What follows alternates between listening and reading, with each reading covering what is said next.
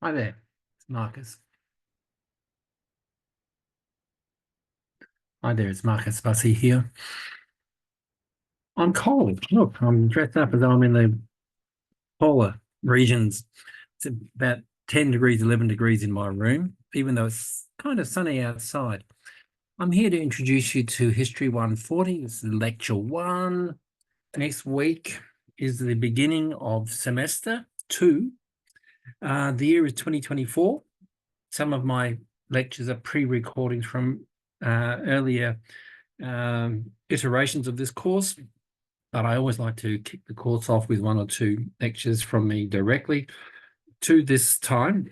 And of course, I will also pick up at different times on various conversations that I'm having in the course with students, or that I hear from our two noble tutors, Gil Douglas and Caitlin Noakes, who have been with me for years doing this. And sometimes I say, Marcus, we've been talking about this, that, or the other, and I will pick up on that and weave new elements into the lectures that have been recorded for you for the course. So, of course, one assumption is that you're listening to the lectures. Two is that you're doing some of the readings and so on. I'm going to spell this out a bit more in a moment. But before I start, I just want to say that history is an absolutely awesome subject to study. I'm assuming most of you are here because you have a love for history and for the past. I want to warn you that this course is a very broad course. It's not about the history of this or of that. It's more looking at global history from the perspective of global citizenships. And what does that mean? Well, the course offers you an account of being a global citizen that's kind of aware of how we as individuals fit into our communities, and how those communities fit into nations, and how nations fit into planetary processes, and how planets fit into solar system, and how the solar system fits into the cosmos. How cool is that? And believe it or not, this is still history. History is about understanding who we are now. History seems to be about the past, but really we're examining the past in order to understand what's happening now, to gain a little bit of insight. Human beings are thoughtful creatures, but our thinking is often conditioned by our experiences of life. So history, like all good academic subjects and general subjects in the humanities and also in general, about shaking up our thinking, giving us new tools for thinking in ways that we may not have considered before. So from my perspective, history should free us to be a little bit more global in our citizenship, a little bit more aware in our own personal identities, and so on. So where do we begin? Well, I want to begin with this fantastic photograph that I'm so proud. I took that photograph 12, 15 years ago now, somewhere in that sort of range. I found this little carving on a hillside in the east of Sweden. It's from the Mesolithic, Bronze Age period, not Mesolithic, getting my times mixed up.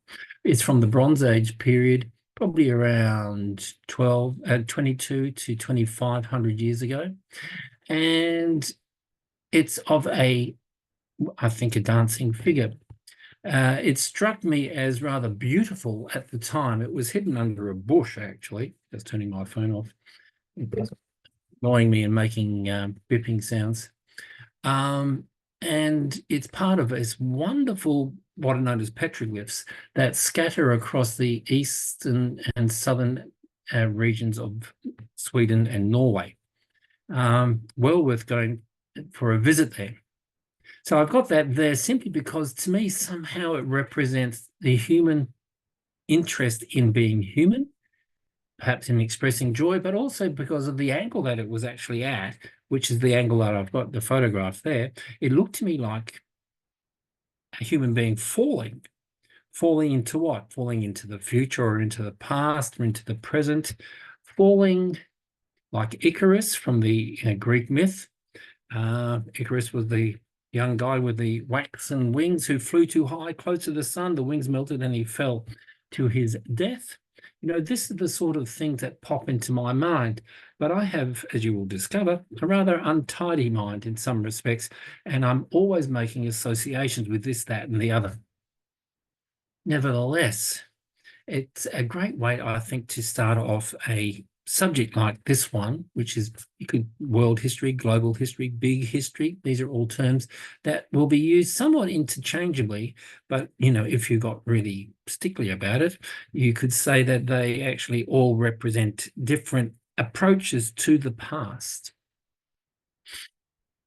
So I have to confess I have a love affair with the past and with history.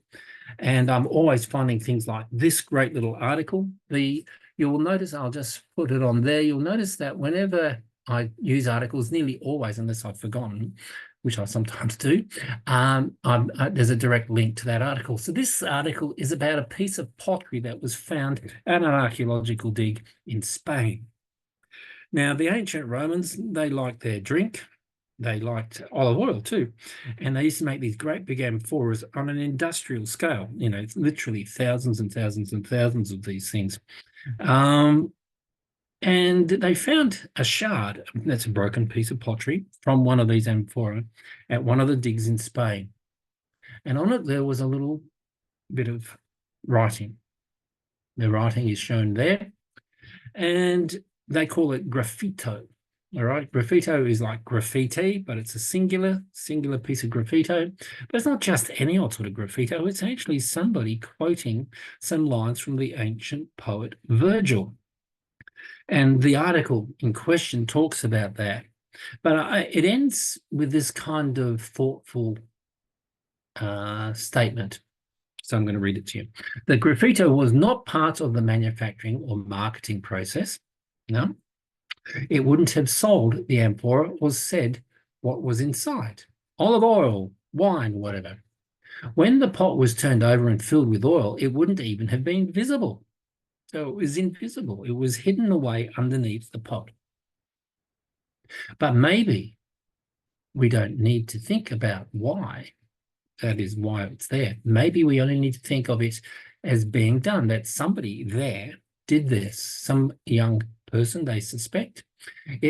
In that fleeting moment of clarity, I can imagine a young man holding his breath in concentration.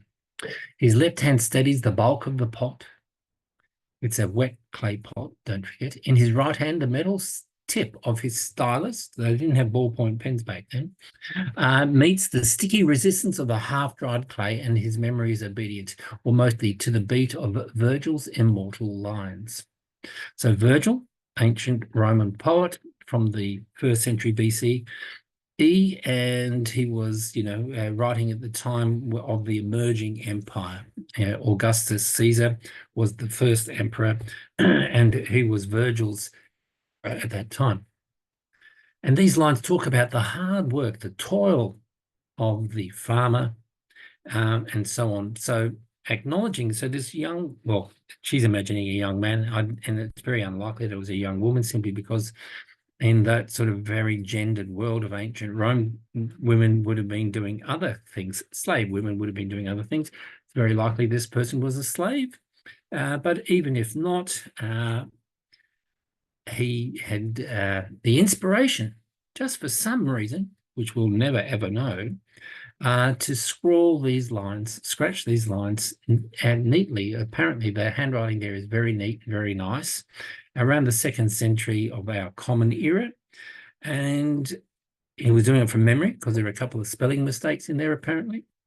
But, that sort of stuff, that mystery of the past gets me every time, and I'm hoping that it gets you too, because it certainly makes for a deeper engagement with history, with thinking and the processes of thinking that go along with it. But also, if some of you are going to be teachers, if you can communicate that excitement, your sense of mystery and curiosity and so on, in your own students, you will have a much happier time teaching, I can assure you. So what are we going to talk about? Well, global citizenship. For me, that's about consciousness required in being a good ancestor. In other words, Here we are now. There will be people 1, 2, 3, 4, 5 centuries into the future, even if they're people living in caves again, as some of the more pessimistic anticipations might suggest. But, you know, there will be people. And what kind of ancestors we're going to be thought of in the future will very much depend on what happens today and over the next decades. Okay, so global citizenship has that sort of temporal dimension to me, and that's why it's such a good subject to look at through a historical lens. It's personal, it's local, it's cultural, it's environmental, it's temporal, thinking in terms of time, and it's also cosmic. In other words, it's cosmo-local, cosmic and local. It's what we do in our specific lives, in our specific relationships, in our specific communities, but we're always, I think, functioning with this understanding behind us of the cosmic context in which we're also working.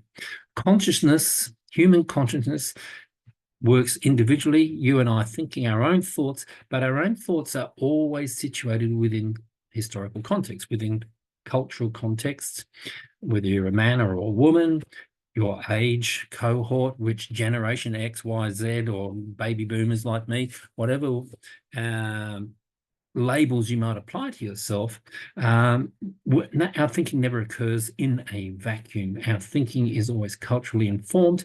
And one of the key elements that informs our culture, of course, is the past, because really culture today, right now, is the sum total of the past washed up on the shores of our consciousness as we experience it. That means we are all subsets of a broader cosmic picture. So, thinking is collective. I've spent quite a lot of time interviewing a bunch of folk over the extent of the length of this course. 2 years back, I actually had COVID roughly about this time that I talked to Livia Filotico, a wonderful young woman, then in Rome. I'd first come across her and been communicating with her when she was working in London. She's now in Canada working on a PhD. And I asked Livia the same question that I asked everybody in across this course is, what does it mean to you to be a global citizen? So there are 13 of these short conversations. They all last roughly 15 minutes or so. I invite you to have a listen, to think about what the interviewed person is saying, look at their contexts and what makes them tick at one level, but also how do they construct this, their understanding of cosmic citizenship. So I'm not going to say more about that yet. This is something that in our tutorials, it will be great for us to engage with. What did you think about such and such's interview? So what do you think about Livia's interview? And, you know, I will be asking you this question in our first encounter, which for me is going to be Monday of next week. So it's not far away, one entire week away. And we'll hit the ground running, but I'm going to keep moving now. So I've already said history is all about context, okay? And I see that, as I've said, at the local level, but also the cosmic and everything that sits in between. So it's about scales, okay, from the intimate to the cosmic. So scale is quite simply, when we're talking physical scales, about, you know, this is happening in my backyard or in my house, in my kitchen. And then you start thinking about kitchens across Australia, then kitchens across the world, and then, you know, about the world floating around in space and so on. So each one of those is a scale. But we're also thinking across temporal scales, which is, you know, this happened 50 years ago, this happened last week, this happened 10,000 years ago, which is one of my examples coming up in this lecture. So we are thinking in temporal scales. The scale that's most interesting, though, and David Christian, our first reading for week 1, and a key reading for the course, he talks about scales of complexity.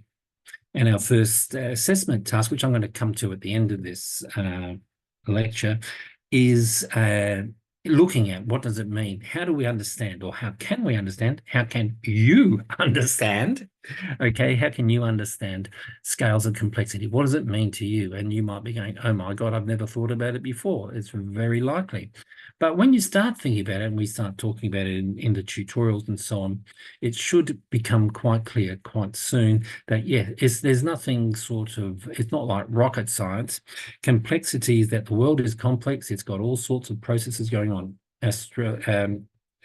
geological, atmospheric, cultural, political, economic, social, and the rest. All of these are flowing together to create the kind of amazing world that we inhabit, but also a world filled with a lot of things that are confusing, a lot of things that could make you anxious, climate change, or, you know, what's happening in Gaza or Ukraine, the politics across Europe, or the crazy politics in America, or the politics in our own backyard here in Australia. And, you know, so these are things that we need to all be taking into account, but we need to approach them in ways, perhaps the cosmic citizenship lens, for instance, in ways that help us feel that it's not total madness, but madness is partial. There is some madness there, absolutely no doubt. But I think as historians, or emerging historians, that we can come to some better understanding of how do we understand our human madness, because I think quite certainly that we as the hominids, Homo sapien, are, you know, delightfully crazy, terrifyingly crazy also. So oh, I love this. I invite you to go and click on it. I'm not going to do so now because it'll throw us out of the lecture. This again, come over here, look at that. It's got this lovely little pop-up there which says that the link is live. Download PowerPoint underneath the lecture and then open it up, and you will, it says 56 on it. That's not correct. I've been using this since about 2016 when it first appeared on the Guardian news online page, and it shows you the number of cities that have popped up across the planet for about the last 2,500 years. It's fantastic. It goes for 1.5 minutes. So one way to think about history, of course, and it's the way that you will have taught it and been taught it at schools and so on, is in timelines. The timeline of Australia, timeline of, you know, European history, timeline of economics, timeline of transport, you know, and so on. We can just keep on going on. This is the timeline of cities, beginning in, no, that one says it's 2074 BC. It's the beginning of the Egyptian Middle Kingdom. By then, you've got all those cities, little golden dots there around. So cities are, you know, are already starting to proliferate. But you'll notice there are no cities in Australia. There are no cities in Europe. There are no cities in North or South America either. The Eurasian, Afro-Eurasian landmass is where the first cities appear. And that's, I think, really important to understand. And there are reasons for that, which we will discuss later. All right, so what can I say? Well, one of the things I want you to realize is that when we study this kind of history, there's some things about the past and history that you need to unlearn. In other words, it's not about dates, it's not about famous people, and it's not about great battles and wars and sort of that sort of stuff. I take a deep breath for a moment, make this point. The study of the humanities calls us to reignite our curiosity, okay, which has been dampened by formal studies based on correct answers. Live for the questions, says I, but it's not myself alone. John O'Donoghue, a wonderful Catholic, he was a Catholic priest for a while, and then he decided priesthood wasn't for him. A poet, a visionary philosopher, died a few years ago. He makes this point: possibilities are always more interesting than facts. Okay, 1066, 1770, when Cookie sailed up the east coast of Australia, all that sort of stuff. Facts are retarded possibilities. They are possibilities that have already been actualized. In other words, yeah, Cook did that. So what, we might say. Then you have to come up with a story. And that's what historians do. How do we make sense of that?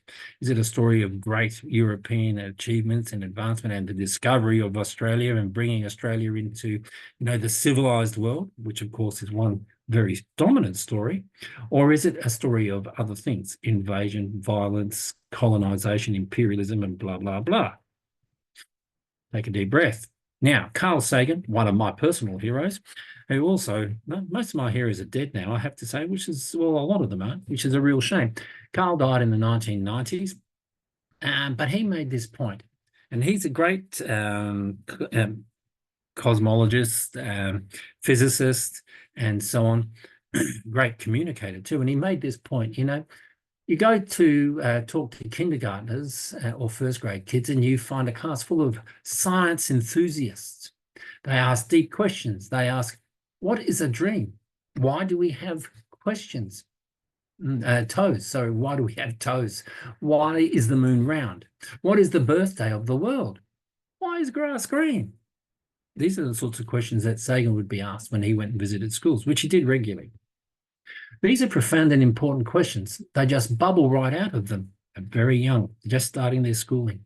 Then you go to talk to 12th graders, whoa, and there's none of that. They've become incurious. Something terrible has happened between kindergarten and 12th grade. Now, if you're going to be a teacher, take note. Make sure that whatever you do, you inspire curiosity in your students, please. And I'm going to talk a little bit more about that. So questions are important, but not so much the answers.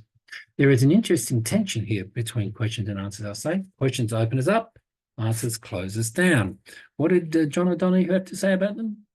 Okay, they are closed, they are possibilities already actualized, okay? Or maybe even more damning, they are retarded possibilities, okay? So to me, asking questions is deeply important, and exploring how to respond to those questions is deeply important, because that involves thinking as opposed to what would I call it, as opposed to memorized facts or responses that really don't get us anywhere, as individually or collectively for that matter. So I want to take a trip in a moment down underground. So here we've got this, I've got this wonderful book here. I've had my nose in it for a while now. I still haven't read, more than probably 10% of it, but I'm thoroughly enjoying it. It's the second book by McFarlane that I'm reading. He's a wonderful writer, and he's very philosophical, very sociological, very historical in his thinking. So he says, look, this one's about Underland. It was only written very recently, and he describes in this book, the mystery of going into caves, and speculates why it is that human beings have, since we were human beings, or even before that, going back into Homo naledi and other hominids like that, being attracted to caves. One, of course, is purely safety, but what we left in caves, scratching on the walls, different the handprints like the image we've got here and so on, what we left on the walls is far from pragmatic. It's something else. We're communicating as a species to others who will come later, maybe to the spirit world, maybe to all sorts of things. One of the things we used caves for was as burial places, mausoleums, you might call them. Now, he describes, page 25 and following, like I say there, this cold winter day in 1797, and I'm looking at the book now, and he says, when two young men were out rabbit catching in the Mendip Hills of Somerset, okay, which is England. And they flash out the rabbit runs and goes down a hole somewhere amongst the rocks. It's very similar to the way that Palestinian goat herders discovered the Dead Sea Scrolls in 1947. Okay, it's that sort of thing. But this is 1797. They pull the stuff away and they find there's a cave hole, and they go in, scramble down, and there they find that they're surrounded by bones and so on. This is called Aveline's Hole. Okay, and in it there are the bones of, I forget the number now, at least 40 or 50 human beings and many others. And they've been placed there over 3 or 4 generations, sometime around 10,000 years before the present, which places it well in the what we call the Mesolithic period. That's a transitional period between the Old Stone Age and the New Stone Age, Paleolithic and Neolithic. These are terms that you're going to have to get your head around a little bit in this course. Not that we sort of too much, but certainly they're important terms to when we're thinking about stages of human social evolution, cultural evolution, technological evolution, and so on. This period, Ice Age everywhere, bleeding cold. I'm sitting around like this, but no, they didn't have jumpers and things like that back then. They had skins and some fire and so on. And these people also had signs of malnutrition. Not many of them had lived more than to the age of 30 or 40. And there were plenty of children there. There were bones from many animals as well, but also things that represented their culture, material culture, necklaces and arrowheads and other things like this. So it's a place of mystery. And he writes about it quite beautifully in his book.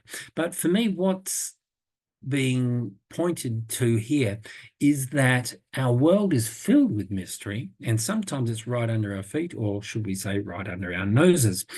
And when you start looking at things historically, especially through the lens of a course like this, where, for instance, human culture and society seems to be very much built around our energy systems, how we access energy, how do we feed ourselves, how do we power ourselves with light, how do we create things that make our world more comfortable? I'm wearing glasses, I've got a jumper on, and so on. I'm surrounded by artwork on my walls, and so on. How do we manage our environment?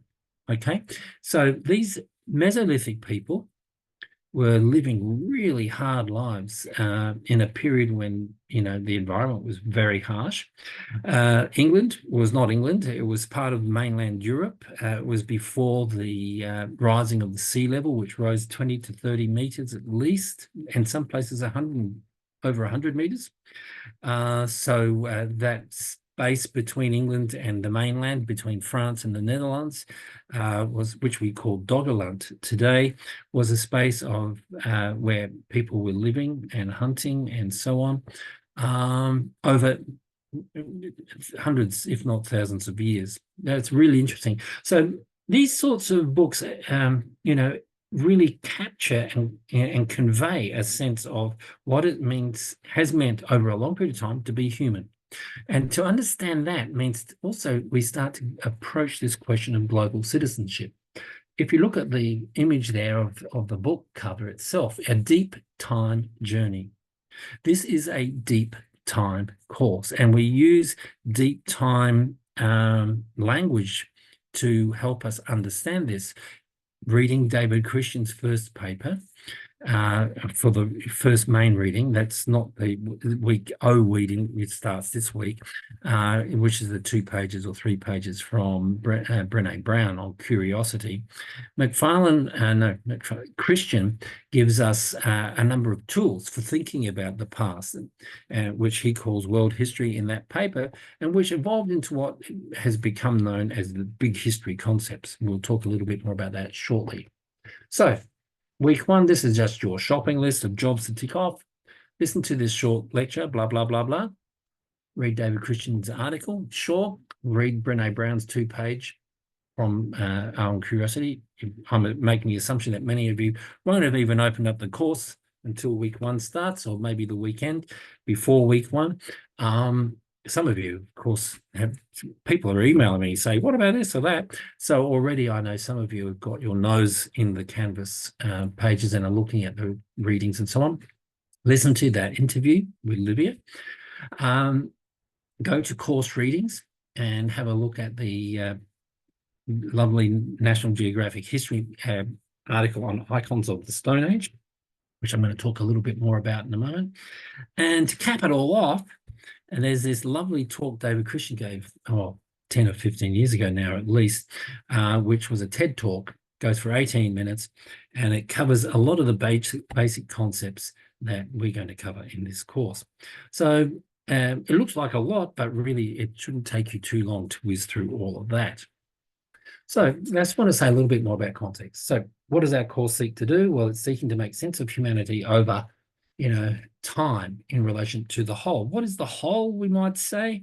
Well, it's everything, the cosmos, it's the garden outside, and everything in between. So that whole it's ambitious, it's fun. Some of you will be going, oh my God, what have I signed up for? Don't worry, just relax. Gil, Caitlin, or I will walk you through it in our classes. It should be fun. It should be fun learning to think with big history ideas. The cosmos, of course, has been expanding since the Big Bang. Bang. Apparently we can hear that, the scientists reckon. It expands as it changes and goes through different stages. We're sort of a bit over halfway through the life of our cosmos, maybe 2/3 of the way through, actually. I think we've got about another 5 billion years to go before it gets rather chilly, and this won't help me much anymore, but I'm not going to be around to worry about it, right? So each stage is unique and incorporates what has come before. So in that sense, it's cumulative, okay? So it looks something like this. Here we have the Big Bang over there. Then we have a radiation era. Then we have the Dark Ages. Then we have different forms of stellar and galactic formations. And we have what our sun appears about 9.2 billion years after the Big Bang. So, and then of course, life shows up. And life gets crazier and crazier until you have Donald Trump and the Australian Liberal Party and nuclear bombs, but you also have Netflix and all of that fun stuff as well. Minecraft, the stuff that can distract us. And in all of that, we are becoming more and more complex. Key complexity is cumulative too. It builds on what came before. And we'll talk more about that in lecture 2. So big history then. Another one of those handprints on the wall. The Australian Indigenous cave art and so on this is very common there. It's also common in Europe. It's common and walls in North and South America, Central Asia, Africa. It's kind of like saying maybe I was here, but it's also a way of leaving something for the future, which I think is very important in human psychology. So a couple of other things I'd suggest you do. Anything that's in blue like this is a live link. You can check out that, where is it here? That live link, Big History. There's a Big History site. David Christian was given a whole bunch of money, again, 10 or 15 years ago, by Bill Gates and his foundation, to set up Big History educational units, mostly in North America at first, but we have some now happening in Australia. Why? Because David Christian is actually an Australian academic, though he speaks very much with a British/South African accent.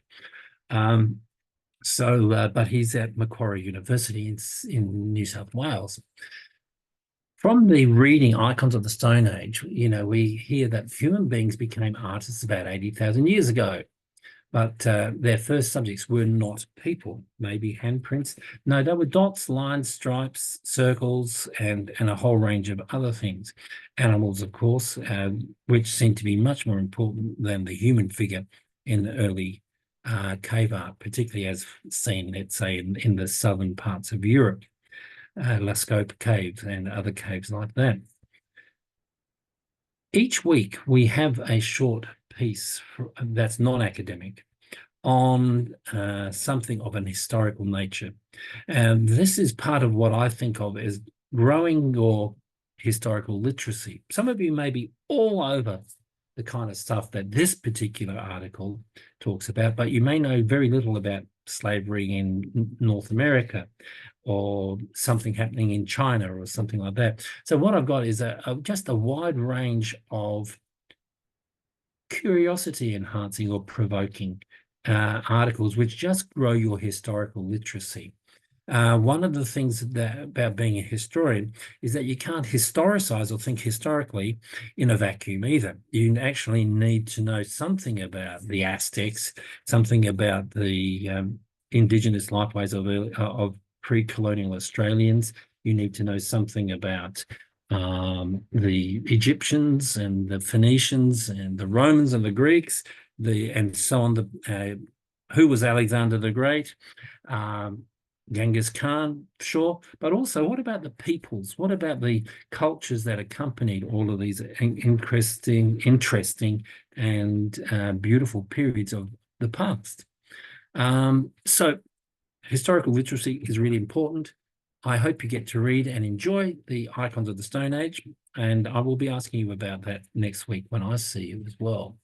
So that talking about historical literacy that's really important that you know this stuff because, and I'm going to walk you through this little pyramid here.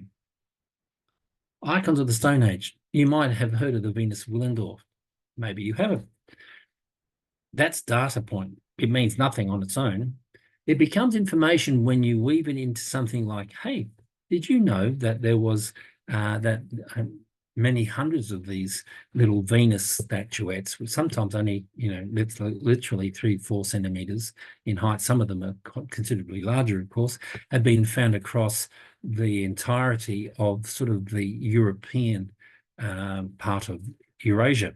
All the way across to the Eastern European states, and let's say what we would now call Czechoslovakia and places like that, Slovakia, Poland, and so on.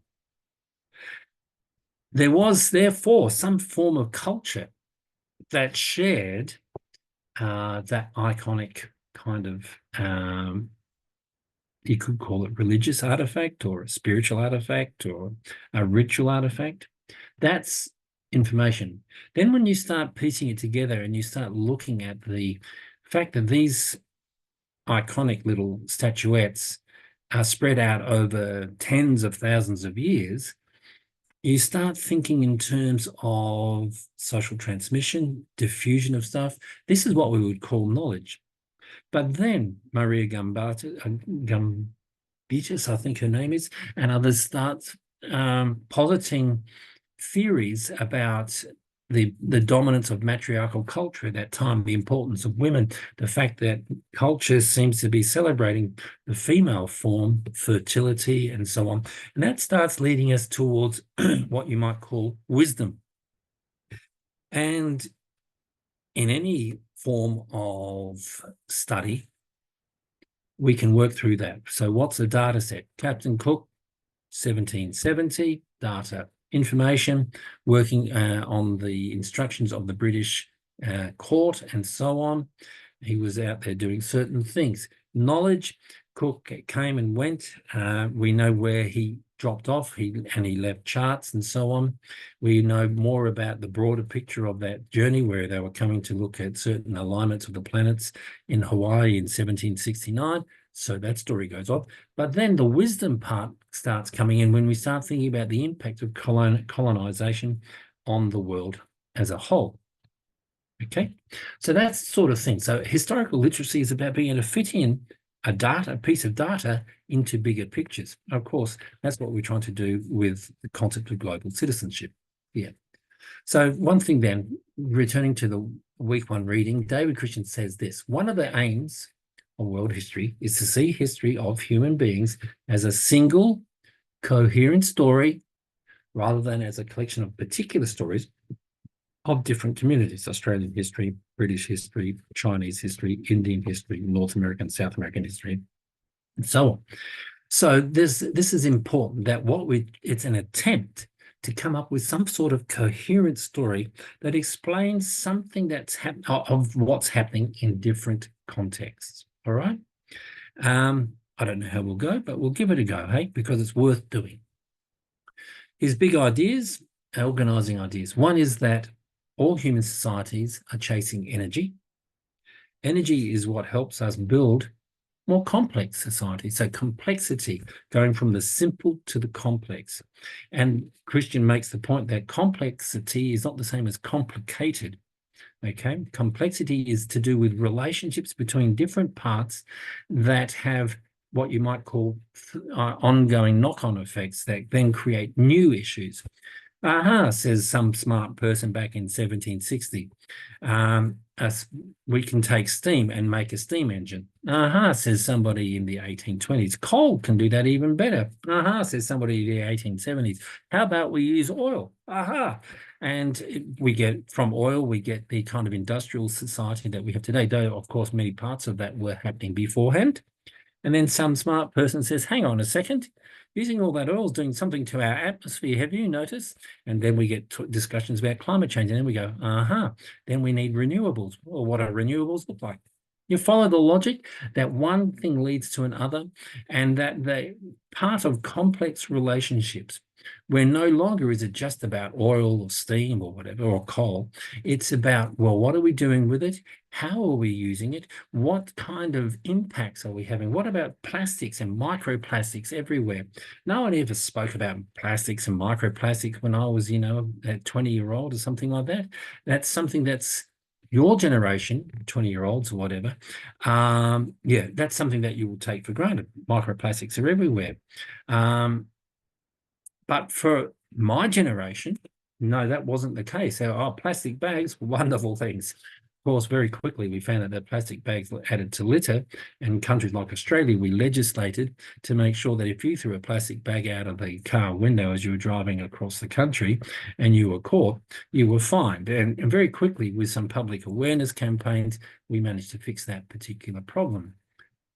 Here, not across Asia, where you go to an Indian beach and it is covered in plastic, and everything from the little plastic fish soy sauce tubes, which we can still get here tragically, through to plastic bags and on all the other plastic stuff. So what's happening there when I'm going from energy to complexity with all those each one of those is an example of collective learning. Oh, we can use steam for this. Oh, we can use coal for this. Oh, we can use oil for this, and so on. Nuclear fission. Oh, thank you, Peter. Dutton, we'll definitely run with that one. It's a great idea. The collective learning that goes, though, with when someone says, it's really good to have somebody else say, hang on, let's think about that for a minute. What are the implications? And one of the things about being a good ancestor and a global citizen is being able to go, what about this, that, and the other? Maybe if I did that, it will have a different effect, because things don't happen just in the present. They happen because the past has given us a data set. That's our historical memory and mindset. And we can project that into the future to contemplate what are the impacts that are going on here. So it's all about making sense of things. And Maps of Time is David Christian's big book that came out a year after the reading that I have for you for this course. Okay, so the task of history is to understand the present as a chance set of elements that results of constant experiment, that's collective learning, and what has gone before. How do we reconfigure or think about our pasts, plural? Because the pasts of, Australians are not the same as the pasts of Palestinians or the Israelis or the people in the UK, though Australians share more with the people in the UK than we do with either Israelis or Palestinians.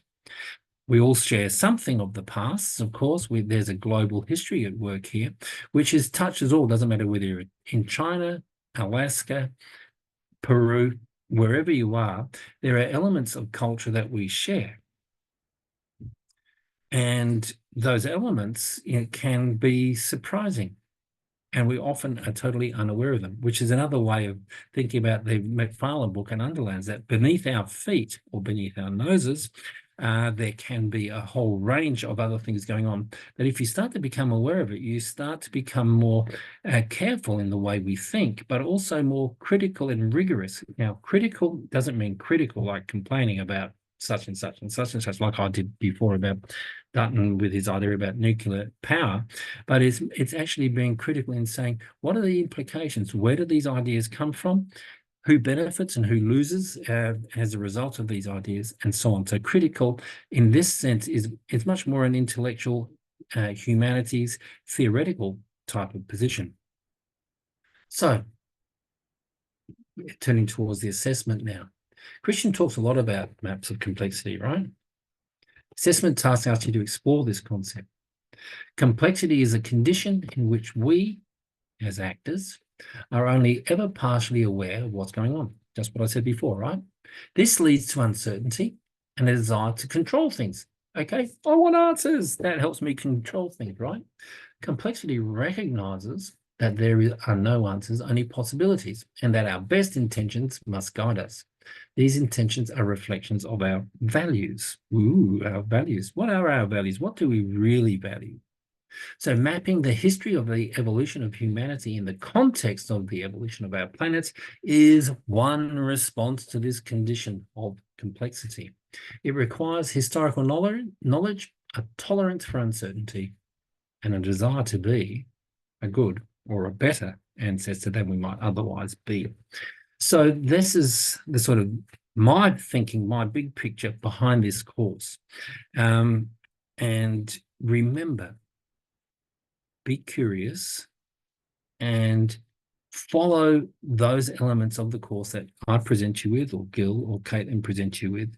And you'll really enjoy having them as tutors, by the way, so that you can start to understand that the historical thinking that goes along with being an historian is much broader than being in control of a bunch of facts about, let's say World War I and the history around that. So we go through these thresholds. This is a kind of breakdown of that lovely cosmological Big Bang image that I showed you a few slides back.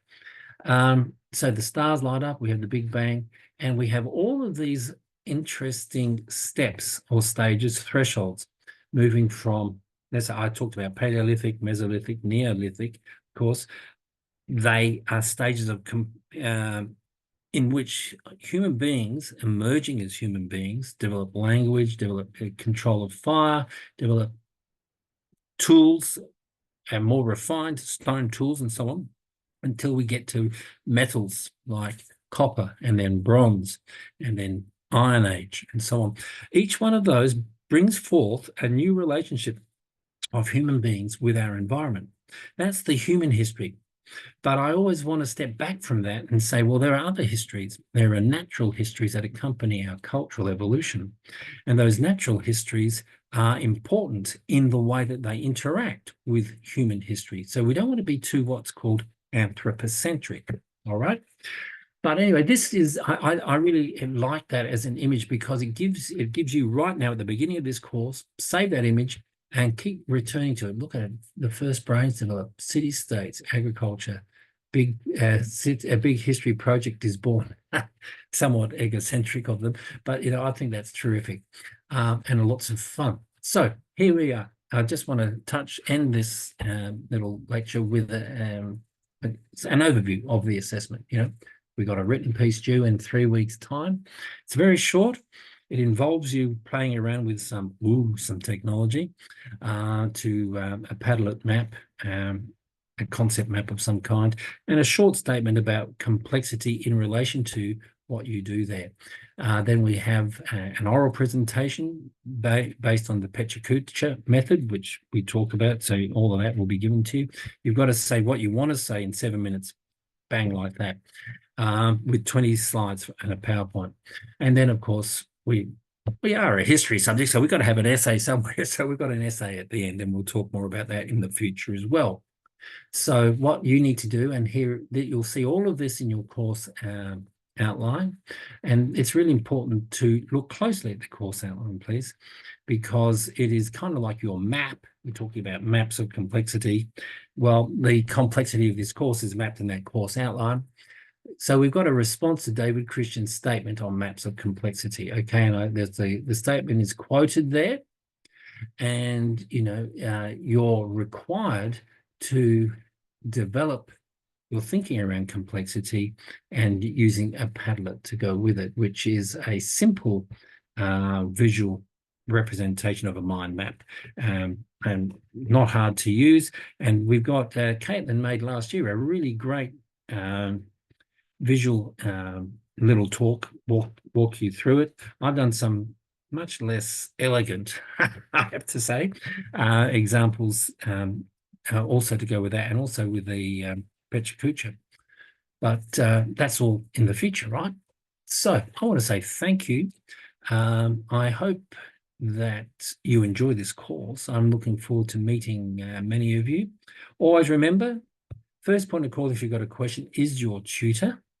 So we've got 3 tutors. There's myself, Gil, and Caitlin. In the course, Caitlin does the online one. Gil picks up students on Monday and Thursday, I think it is. Yeah, I've got to go and get that stuck in my head. I never really look at my own timetable until the week we start. And you're probably the same. But anyway, it's good to meet you all. I hope you've enjoyed this introduction. I hope you enjoy the readings. And you know, if you believe in Father Christmas, I recommend this book to you for Christmas. Ask Father Christmas to give you Underland. It's a great read. And I'm going to sign off there. So thank you very much.